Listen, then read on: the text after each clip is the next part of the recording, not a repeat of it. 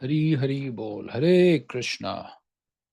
Welcome you all to Srimad Bhagavatam class.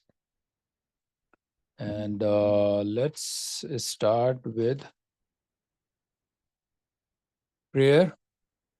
Narayanam namaskritya naram chaiva narotamam devim saraswatim vyasam tato jayam mudirayet nashta prayeshu bhadreshu nityam bhagavata sevaya bhagavati uttama shloke bhaktir bhavati nashraki. So these two prayers are from our Bhagavatam canto number 1, chapter number 2, and shlok number 4 and 18. So these two prayers are coming from there. So we usually pray, and in that prayer we will say that we have to continuously Bhagavatam Seva. Always we have to read Bhagavad Gita, Bhagavad Puran. So with that, let's start with our chapter number is the 10 from the canto 3, chapter 25. Sorry, I was saying 10. Chapter 25. So this chapter 25 is I thought like this can be finished in 2-3 class, but it's look like it's a lot of details about our devotional process and the challenges, our day-to-day activities. And Prabhupada mentioned this one, and there is a very good like conversation between Devahuti and the Lord Kapila. And Lord Kapila, as we know that he is the incarnation of Krishna.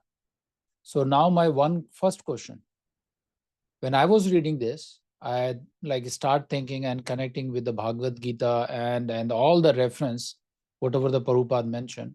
So what is the difference between Yashoda Mata and Krishna, Devahuti and Lord Kapila?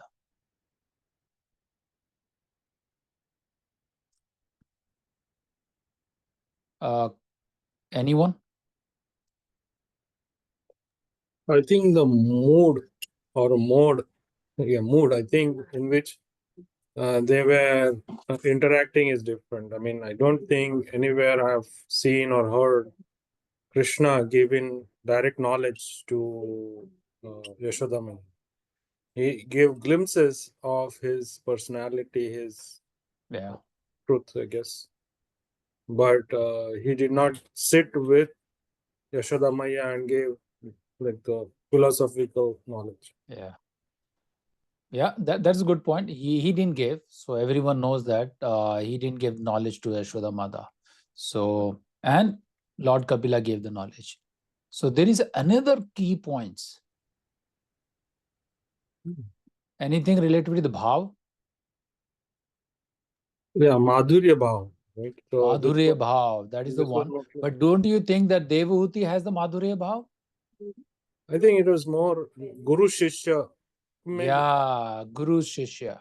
And when I was reading, before Lord Kapila born, Devahuti already knew that Lord is going to appear. Bhagwan himself is coming. But Yashoda Mata didn't know that he is Bhagwan. Her bhav is always with the Madhurya bhav, as a motherly thing, that my child, and always like that anxiety because the demons are coming and disturbing every time. So how my son will be protected? That is the bhav of always like a mother, motherlyhood, that, oh, if someone is going to harm. When Putana also came in the bhav of like motherly thing and that decorated, she allowed only the Putana. She didn't allow, there are many other things which she didn't allow. Yashoda Mata is completely 100% like a Madhurya bhav, where she was always thinking that my child need milk, my child need this, like that kind of bhav. But Devahuti, before he born himself, Brahma already told that the Lord is going to appear in your womb. So before than that also, that's the, as Prabhuji, you mentioned, that is a disciple and the guru-shishya relation is already happened. Because she know that he's my child, but he's at the same time, he's a supreme personality of Godhead. And now what kind of question she is asking? She is not talking about the milk or food or what are the things.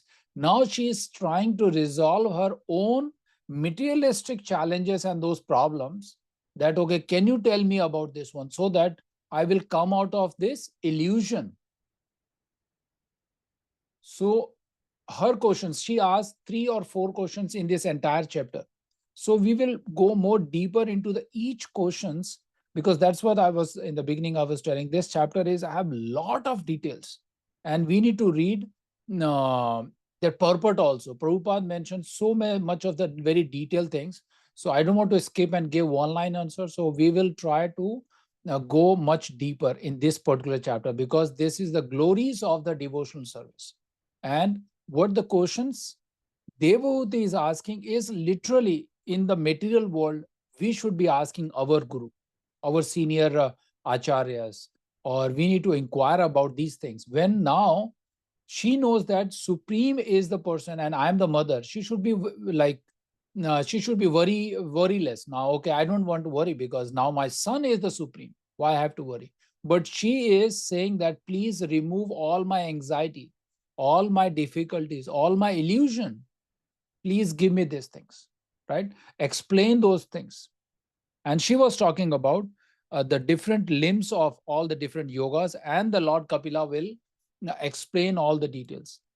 But now today we are only going to cover her questions and the things, her kind of the questions.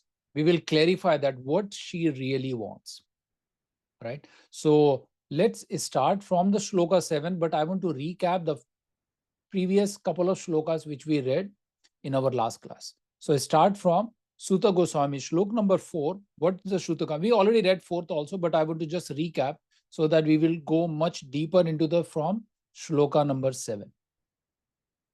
Shloka 4 says, Sri Sutta Goswami said, the most powerful sage Maitreya was a friend of Vyasadeva. Being encouraged and pleased by the Vidura inquiry about the transcendental knowledge, Maitreya spoke as follows. Maitreya said, when Kardama left for the forest, Lord Kapila stayed on the strand of the Bindu Sarovar to please his mother Devahūti. Number 6, when Kapila, who could show her the ultimate goal of the absolute truth, was sitting leisurely before her, Devahūti remembered the word Brahma had spoke to her, and she therefore began to question Kapila as follows. So now this question is not very, we heard many times, because we have the defects, 4 defects. One of them, there is the illusion, and illusion is the one which she wants, that because it's created by, who created the illusion, first of all? Anyone? Yeah, it's God, it's Krishna. Yeah. So now she is asking, you created all these illusions, all the difficulties, material world. Now bring me, clarify this one, how I can come out of your illusions which you created in this world. So now she was asking about what we learn in Bhagavad Gita chapter number 13. Who is the enjoyer? We know that, right? That chapter. So we are not going to the chapter 13, but we already read that one. She wants to clarify what is the what is that my word is. Yeah, Purusha, Jiva, Prakriti. And this entire combination, it says that the intricacy in this material world of the relationship of Prakriti, enjoyed, who is enjoyed, and the Purusha, who is the enjoyer, who is the nothing but the Lord, is all the intricacy of this is called as samsara. And now she wants, like, clarify me this one, how I can come out of this one. We, as a human being, right? We were, as we know that we were with the Lord, but we want to enjoy ourselves. That is the one reason now we are coming out of that, like what we say, that we are with the Lord because our desire, we want to enjoy ourselves. We want to enjoy this prakriti. We want to do all the things. But in the terms of the enjoyment, we are doing a lot of sinful activity, and we are falling from higher planet, from the Goloka and the Vaikuntha Loka, and falling from the lower to the now this Bhuloka. In this material world, now we are stuck in that life, birth, and birth. So now Devahuti, who is sitting in front of her son, who is nothing but the Supreme Personality of Godhead, she is asking, please give me this, all the disturbance caused by the material senses, which is nothing but you created. Now tell me how I can come out of this. It's so nice, right? So let's read the shloka number, what she asked. Shloka number 7. We will read the purport also in this one. So I will read the translation. I will pick someone to read the purport. The translation, Devahuti asks, I am very sick of the disturbance caused by my material senses. For because of this senses disturbance, my Lord, I have fallen into the abysses of ignorance. Here, okay, I will pick the one. Rajiv Shamprabhu, you want to read?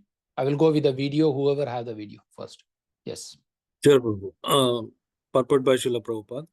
Here the word asad indriya tarsnat is significant. Asat means impermanent, temporary, and indriya means senses. Thus, asad indriya tarsanat means from being agitated by temporarily manifest senses of material body. We are evolving through different statuses of material bodily existence, sometimes in a human body, sometimes in an animal body. And therefore, the engagements of our material senses are also changing. Anything which changes is temporary or asat. We should know that beyond these temporary senses are our permanent senses, which are now covered by the material body. The permanent senses, being contaminated by matter, are not acting properly.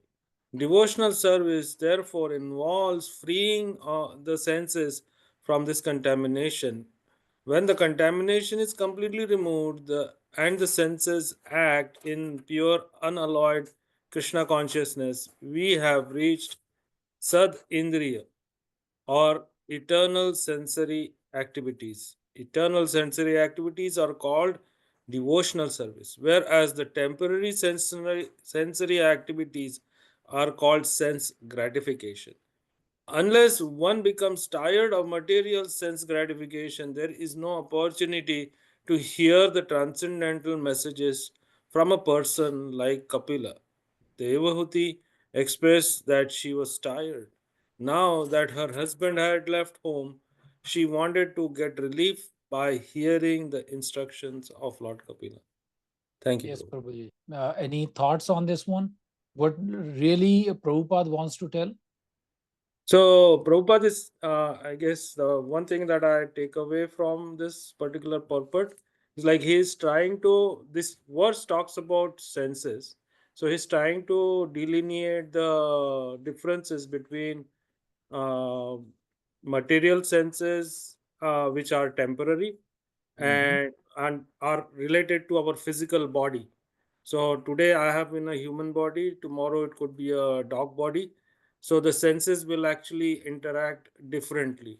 But Yeah. he is trying to compare that with permanent senses. Uh, and permanent senses are getting contaminated by material nature. Mental. Very nice. So one important point here is one. One line, if you, unless one become tired of material sense gratification, there is no opportunity to hear the transcendental message from a person like Kapila. This line is so powerful because it's reflect to all of us. The reason is we are still enjoying this material senses. One way or other way, directly or indirectly, we are still wants to enjoy. Correct? Until you are give up that I'm tired of this, I'm sick of this material and senses, you are not getting that knowledge, right? And in the Prabhupada, in a few other purport, he says that because as a Paramatma, he's always residing inside our heart. He knows that one. Sarvasya chaham hirdi suni visto, right? He is the one who wants to give us this knowledge. He knows that one. This person is still in that gross material sense enjoyment mode now. How, if we are in the same mode, how I can enjoy, how I can just say, what is the proper word for that one is how I can enjoy the transcendental knowledge, right? How I can go in that ecstasy if I'm still in the material sense gratification. This is the word Prabhupada says, until I will literally says that I'm sick of this material world. Maybe we have a palace, we have bank balance, we have cars and everything because I want to enjoy, because I earn it. We work hard. Now I want to enjoy what I earn because I worked like 30 years, someone 25, 40 years. Now I want to enjoy what I really hard work for this one. My senses are still engaged in this one. But now we are trying to learn the transcendental until I will literally say, I'm tired of this life. And now I want to engage my senses for the, that's what in the few of the shlokas in the Prabhupada mentioned that enjoyer, that is the one thing is enjoyed and the enjoyer. Both are represents to the our samsar, which is only the Lord Krishna. He is the enjoyer. That is the problem when we were with the Lord Krishna, we thinking that I want to enjoy away from Krishna. And now the Krishna is giving. And in the few other purport, we will know that Krishna wants to help. If we want to go away from Krishna, he is blessing. And he is making sure that let's you enjoy without me. But our challenges with our life and the things will come as a part and parcel. When we want to enjoy away from Krishna means you are getting some different packages also, which is all temporary. Your enjoyment will be temporary. Your house will be temporary. Your relation will be temporary. Your bank balance is temporary. So when one of the story I remember, the Alexander, when he was winning all the things, all the villages and the different countries and everything, and he is celebrating, one of the middle class or the poor person, he know that he is a very knowledgeable sadhu. He went in front of him and he was asking Alexander, I heard that in the upper planet, when we go there, there is no needle and the thread. You cannot get that one. Is there any way when you go there, can you take this needle and thread along with me? Can you carry that needle thing, only that needle? Because what I heard is in the Swarg Loka or in the upper higher planet, we are not going to get it. Then he was saying that I have so much of wealth. Why don't you ask that thing? You are asking something which is not possible after you will leave this body. The point here is Sadhu wants to explain him, you are winning so many villages, country and gold and wealth, but at the time of death, you are not able to take this one needle. What is the point of winning everything and enjoying now, which is temporary? That's the point. After eventually, I think Alexander got it. Then if you read some of the biography, he says that when you buried me, keep my hand up. And he asked, just to show the world, I went up without empty-handed. I have everything, but I am not able to take single thing with me. So my hands are empty. That is the example he wants to give to the entire world. After having like defeated so many kings and captured so many countries, he went empty-handed. So think about us also. This is what the question is, that tired. Devahūti is tired. That's another strange part. Why she is tired? Because the Lord himself is the sun, right? She is saying that I am tired, and we are not tired yet. We are still wants to enjoy whatever we have in our capacity. We wants to enjoy. That is our challenge, right? So let's move on to text number 8. Okay, text number 8. Okay, text number 8. Your Lordship is my only mean of getting out of this darkest region of ignorance, because you are my transcendental eye, which by your mercy only I have attained after many, many births. Let's read that translation. I will pick Amit Prabhu. I'm going by the video, whoever is the first, second, third. Okay. Amit Prabhu, yes. Okay. Hare Krishna. Can you hear me? Yes, Prabhu. Okay. But this verse is very intrusive since it indicates the relationship between spiritual master and the disciple. The disciple or conditioned soul is put into this darkest region of ignorance and therefore is entangled in material existence of sense gratification. It is very difficult to get out of this entanglement and attain freedom. But if one is fortunate enough to get the association of spiritual master like Kapila Muni or his representative, then by his grace one can deliver from the mire of ignorance. The spiritual master is therefore worshipped as one who delivers the disciple from the mire of ignorance with the light of the torch of knowledge. The word paragam is very significant.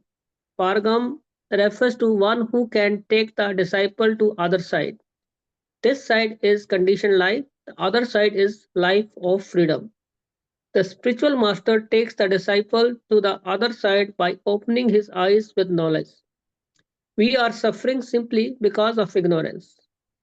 By the instructions of the spiritual master, the darkness of the ignorance is removed, and thus the disciple is unable to go to the side of freedom. It is stated in Bhagavad Gita that after many births and surrenders to the Supreme Personality of Godhead, similarly, if after many births one is able to find a bona fide spiritual master and surrender to such a bona fide representative of Krishna, one can be taken to the side of light. Thank you, Prabhu. It's very nice. So here, the thing is, do you remember which prayer we usually sing before starting Bhagavad Gita? Om Ajnanatimirandasya. Om Ajnanatimirandasya Jnananjana Shalakaya Chakshurunmitam Yena Tasmai Shri Guruve Namaha. So this is the same Prabhupada is reflecting. There are the two sides of the world. So one is all suffering, all this material world where we are right now trying to enjoy temporarily.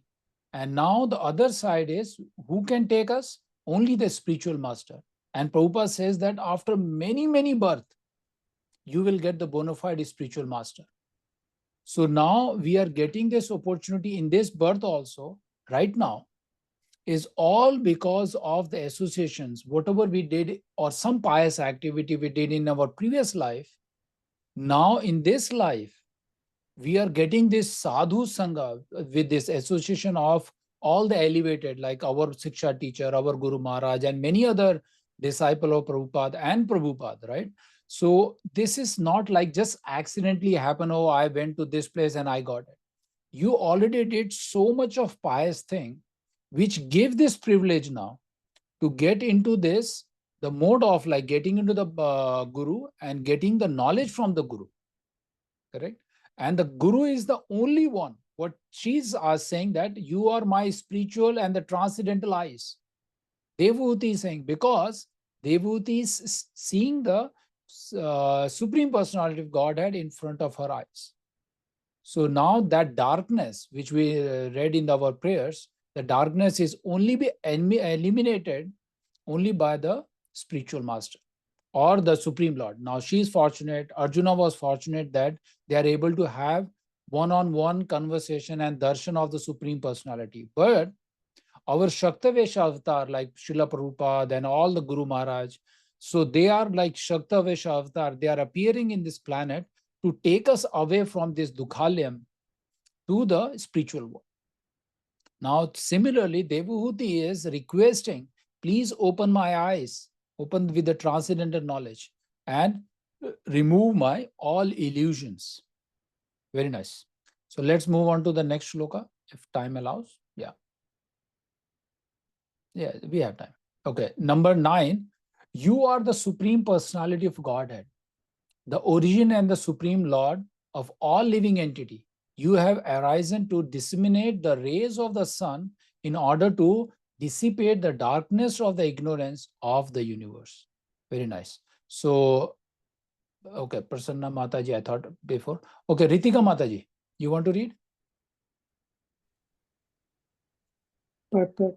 Kapila Muni is accepted as an incarnation of the Supreme Personality of Godhead Krishna.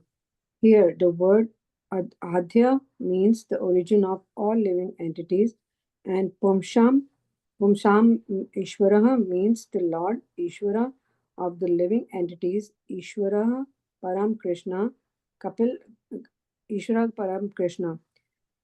Kapila Muni is the direct expansion of Krishna, who is the sun of spiritual knowledge. As the sun dissipates the darkness of the universe, so when the light of the Supreme Personality of Godhead comes down, it at once dissipates the darkness of Maya.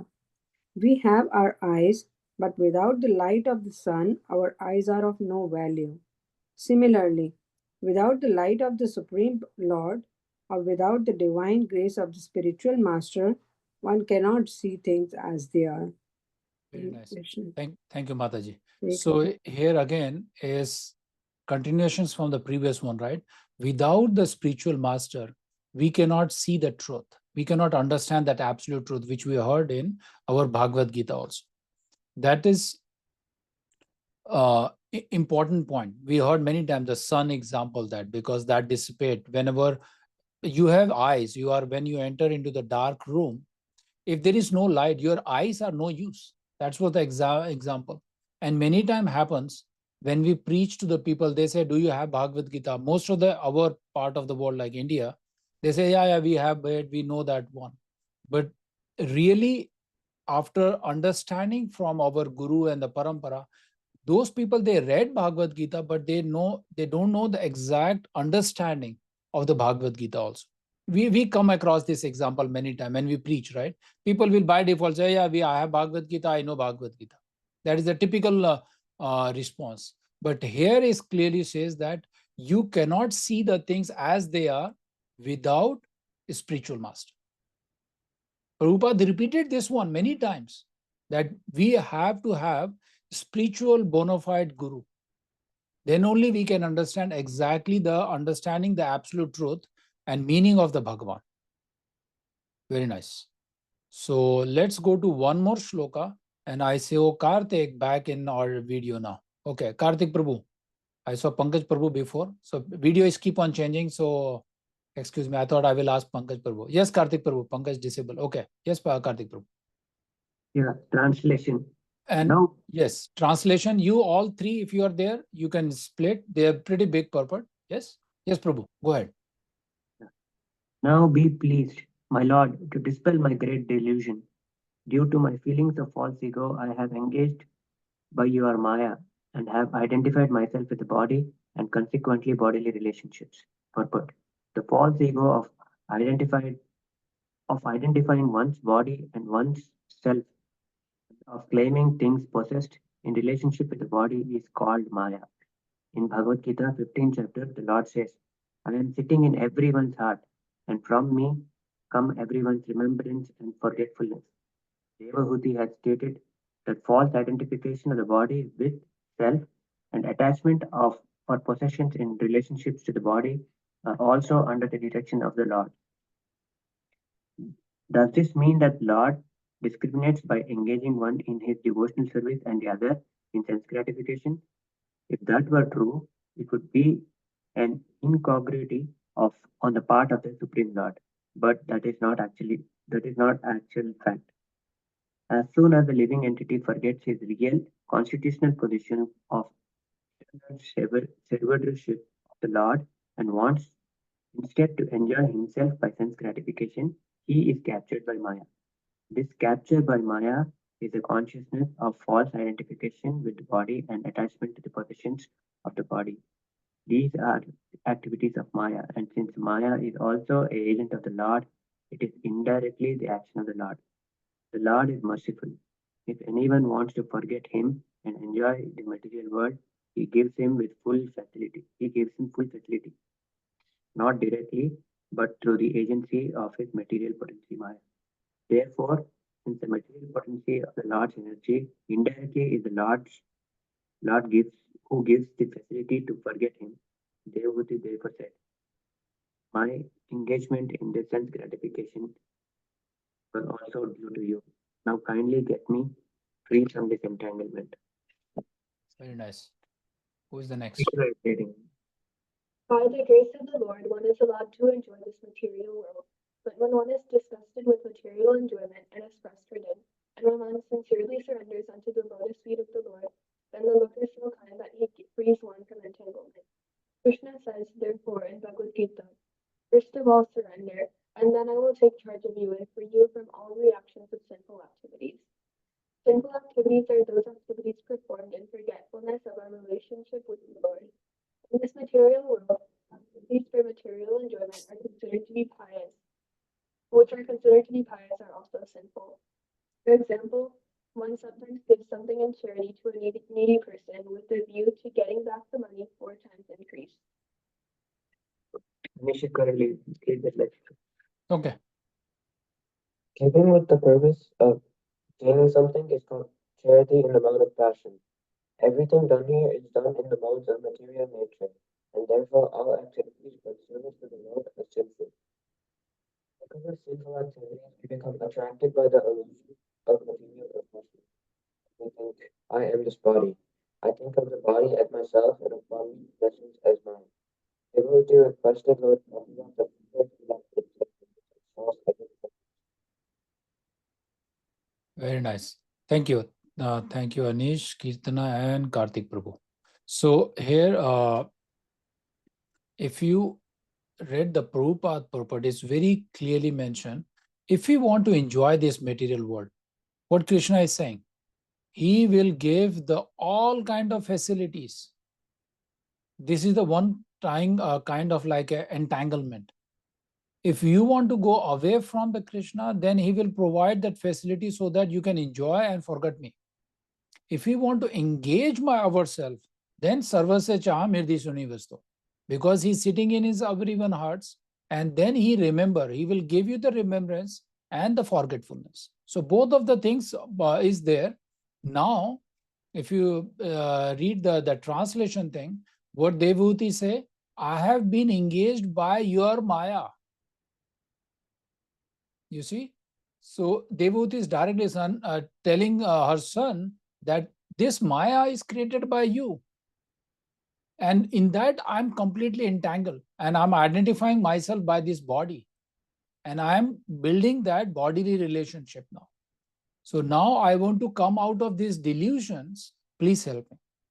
After this, Lord Kapila will start talking about all the different methods. And now, after that, in between, Devahūti she's also going to ask few other questions, which the question says, what kind of bhakti I should do which will easily attain you? This is very easy, right? Everybody wants to know what are the basic simple thing I should do. But before than that, Lord Kapila is trying to explain all the different way of which we learn in our Bhagavad Gita, chapter number 6, Dhyan Yoga. So Ashtanga Yoga is also, we learn it there. That what are the different 8 Ashtanga, 8 different folds of method which will attain me, and all the Gyan Yoga, Dhyan Yoga and everything. And then Lord Kapila mentioned that you can easily attain me by the bhakti. And what is, then Devahūti asked, tell me that what is the easiest way. And the second, she also wants to know differentiation between all this Ashtanga Yoga, Gyan and the Bhakti. What is the topmost thing which will help me to come out of these bodily relations? So that's the one she's trying to ask. In the Ashtanga Yoga, anyone remember what is the Ashtanga Yoga? 8-fold of yogas from Bhagavad? Yes, Kartik. So the idea of yoga is to actually attain Krishna through the bodily postures, right? The what do you call that? Dhana, sadhana. There are 8 Yeah. methods of actually getting there. Yama, niyama. Yama, niyama.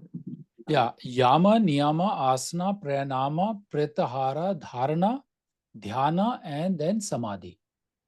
And in the beginning of the Yama and Niyama, Yama is the things which we should not do, understanding the regulatory principles. And Niyama is what are the things I should do, the rules and the regulation I should follow.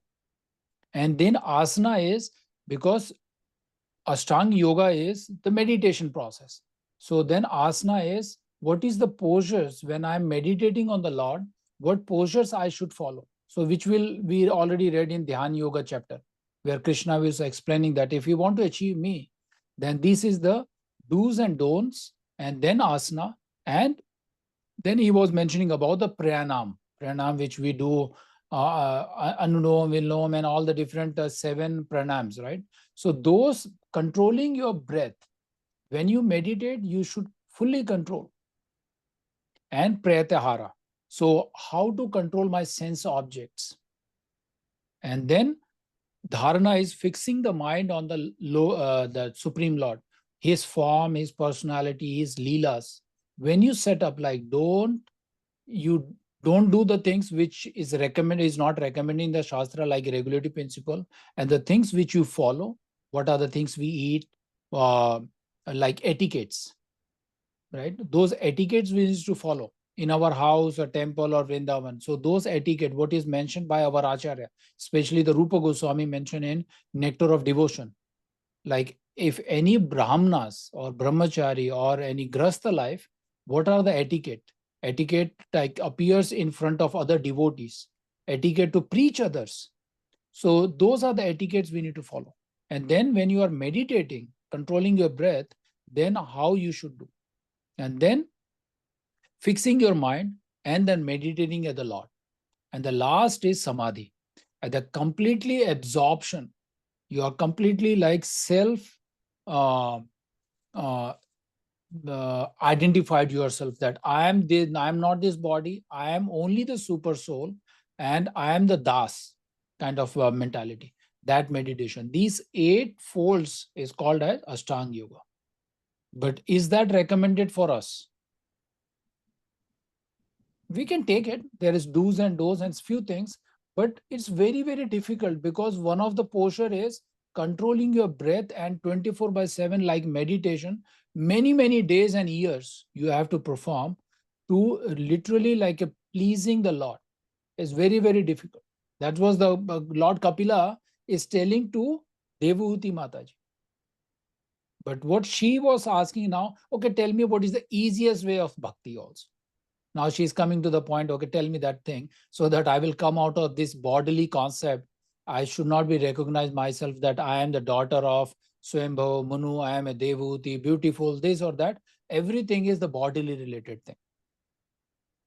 And now she's asking these questions for us, how we can come out of the sense gratification thing. That's what the thing is, right? I want to come out of that sense.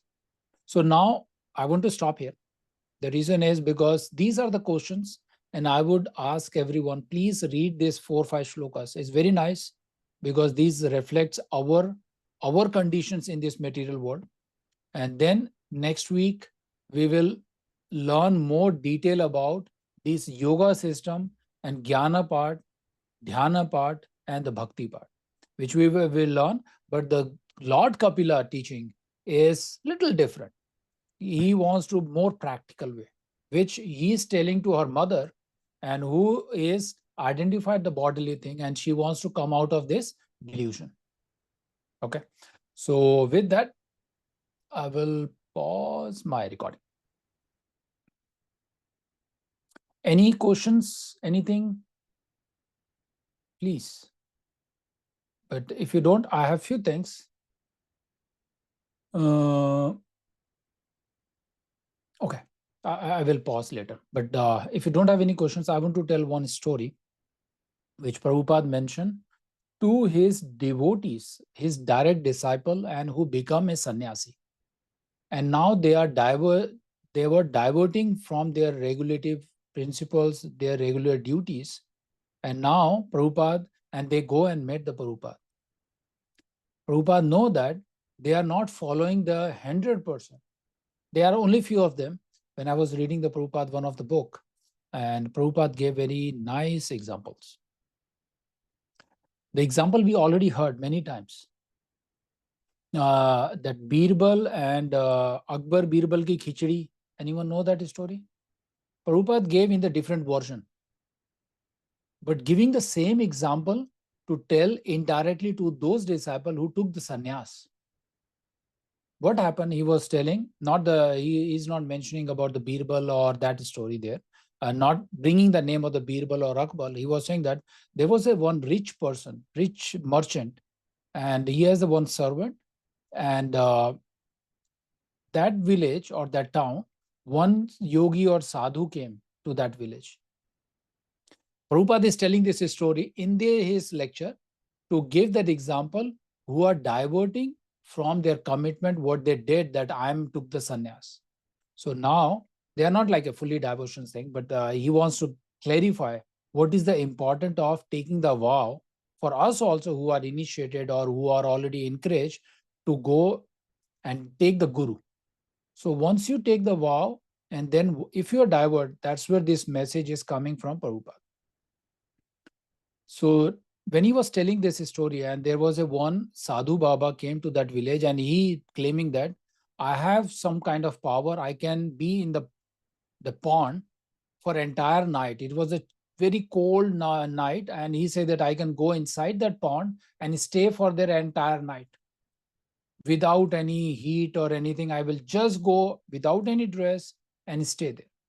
So that the rich merchant say, yeah, that's very good. If you do it, then I will reward.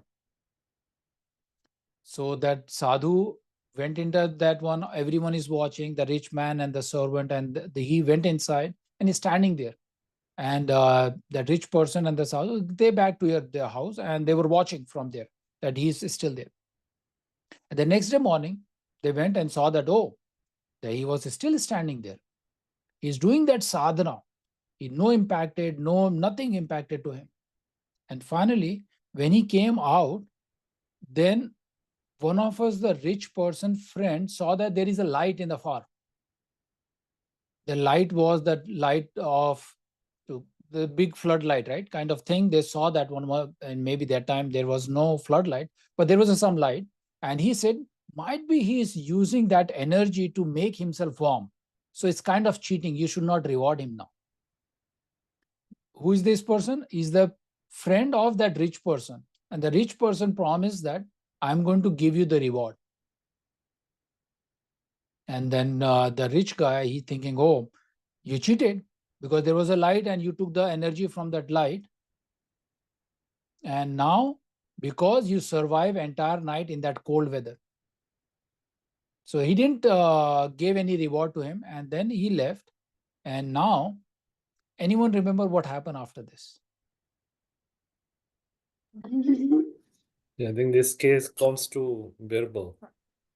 Yeah, no, the Birbal, here the thing, Prabhupada, the way he was explaining, he's asking his servant, okay, can you make some food item because my friend is here? So his servant is watching all the things. He didn't like that one. Why he didn't reward him? Because that person inside the water entire night in the so cold and without reward, and he sent him out. And now the friend who was there, and he, the rich person, the rich merchant, asking, okay, his friend, servant, can you go and make some nice food because my friend is here? So he said, okay, I will go there. And then that rich person asked servant, okay, is the food is ready? Then he said, yeah, it's still going on, kind of thing. After 1 hour, okay, still ready. No, it's still going on. After 2-3 attempts, he didn't believe. Then he said, okay, let me go to the kitchen. What he saw that the fire was down, and he made that cooking pot maybe 1 meter apart on the top. The light is going, and then he said, you are full. How that food will be cooked with this so much of fire? Energy is there, and you are doing that cooking thing. He is not doing any difference. The pot is there, heat is coming, but it's not going to have that much impact. So now from this story, why Prabhupada bring this story to teach the lesson to the sannyas people? That was the entire, everyone knows this story, but how Prabhupada is relating a story, that's the key point here. What message Prabhupada wants to give? Story is not important here.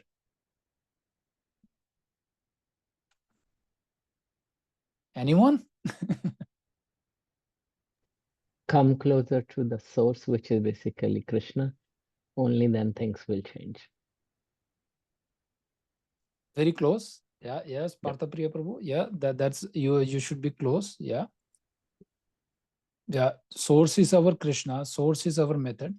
Here the point is, all the sannyasis, they are like start growing the hairs. Right? There was a point, if you come to the Lilas also, and they are doing their chanting, but not very close, staying with the temple or because they are sannyasi. They should be living close to the temple, to the preaching and all the activities, but they are doing it, but not in the temple. They are living in their own way of, they are making their own rules and guidelines, staying at the home. They are not traveling, they are not preaching, they are growing their hair, and they are wearing the pant. So they do the chanting, they do the morning sadhana and everything, but they are not following the etiquettes. So when you do things, you are like making a rice in the far, far away from the things, what Parthapriya Prabhu said. You won't get the benefit of that one. The energy won't be there. You think that I am doing it, but you are not doing the right way. That's not how the thing is work. And you took the sannyas. So you have to be close to that one. And this message for us, how it will reflect when I read it is, we are doing our sadhana in isolated way, at the home. We don't want to go to the temple. We don't want to associate with the people. There is a sadhu is coming in the town. We will give multiple excuse. We don't want to get those energy. We think whatever I am doing right now is the sufficient for me. Make sense? This message is a story is not from me, it's from Prabhupada. Prabhupada is giving the lesson to our sannyasi or the senior disciple who are not preaching, who are not going for the book distributions. Once in a while, they are doing it, they are growing their hair, backing to the same, and now they are not wearing that dress which is recommended for sadhu. They are diverting, but still at the same time, they are trying to cook their rice far, far away from the source. This message is very clear. It is for us also, right? And we will learn in the few things. Lord Kapila says the sadhu sang is very, very critical in this chapter. Next week we will come to know that one. Sadhu sang. Simple, what Devahūti, when she asked, what is the simple way? Here the question I have in my notes. What kind of bhakti will help to easily attain you? When you are associated with the sadhu. Without that, it's impossible. And when the sadhu is not doing the right thing and they are doing little bit divert, like cooking the rice away from the energy, then what will happen is that sadhu won't give you the bhakti. That is the seriousness. Prabhupada see that one. Make sense? That Khichdi story is by Birbal Akbar Khichdi is I know that one. Everyone knows that story. But the message what Prabhupada want to relate is, away from the source of the energy, you cannot make anything like cooking thing, which you cannot eat. It's never be successful. Makes sense? So that's what the Devahūti wants to want, that bhakti thing. I want to bring that point. Yeah, it's a very small story, but the message from Prabhupada is very, very crucial for us. Sadhu Sang is very, very important. Following the etiquette is very important. Okay. Anything else? Anyone has any thoughts, points you want to add? Anyone? It was a very nice story, Prabhu. Kind of gives the point of association, as you said. Yeah. Associating with the devotees, especially for us when we are away from the temple. And I mean, I think previously it was like 99% devotees used to stay in temple, but now it's complete opposite. 99% stay outside. Right. So we have to